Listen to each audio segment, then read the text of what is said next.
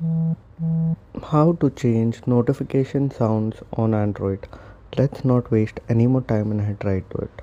Before we head to the video, make sure to hit the subscribe button. It really helps our channel grow.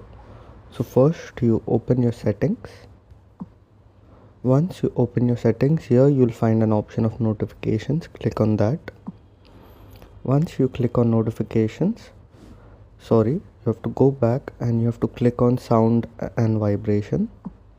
Once you click on that, you have to scroll down and here you'll find an option of default notification sound. Click on that and here you can click on the sound you want. If you want to change it and you want to add your own notification sound, whichever you like, you can choose it, and that's how you can set it out for your phone and change the notification sound on your Android. If this video helped, make sure to leave a like and don't forget to subscribe. Thanks for watching.